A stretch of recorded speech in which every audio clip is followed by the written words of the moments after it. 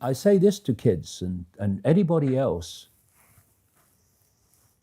How long could you live without your smartphone? And then ask, what is an alcoholic?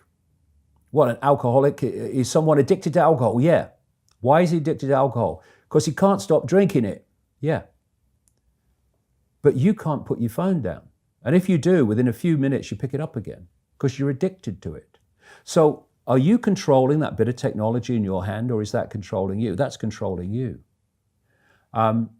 So do you want your life controlled by a bit of technology?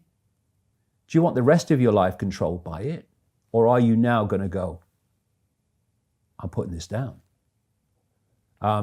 Is that the first step for most people? Well, that's the first step. Put it down. Put it down. You see, if technology is going to be the servant rather than the governor, it has to serve the interests of humanity, and humanity does not have to serve it. We're in a situation now where humanity is serving technology.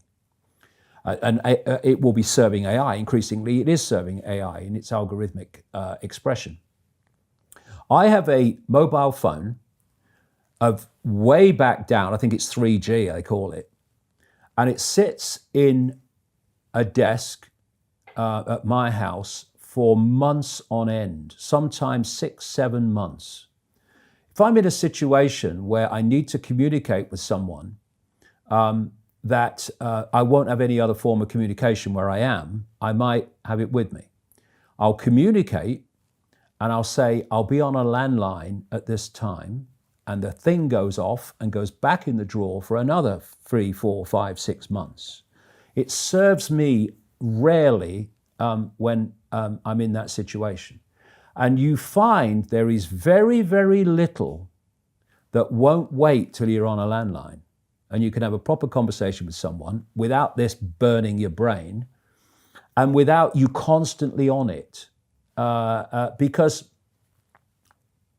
what is happening, and this cabal knows this, for a very long time, indeed right up to recent times, science believed that once the brain was formed, that was it. That's how it stayed. Now they know it's very different through this thing they call brain placidity. Brain placidity means the brain is changing in the way it processes information and the neuron networks it creates to process information on the basis of information received. So what we've had in this very short time is the human brain bombarded with digital electrical stimulus that it's never experienced before. And there have been books written by scientists about this. It's changing the human brain. It's changing the way the brain processes information. And how we process information dictates our perception of reality. And kids are having their brains rewired. And you know, people talk about love. Well, and people think loving your children and wanting the best for your children is giving them things that they want. Well, where does most stimulus come from what children want? It comes from the system, it comes from adverts, it comes from peer pressure and all that stuff. So the loving thing to do, the caring thing to do for your child from that perception of love is to give them a mobile phone. And they'll love you for it. They'll like you for it. Oh, thank you, Mum. Thank you, Dad. Just what I wanted.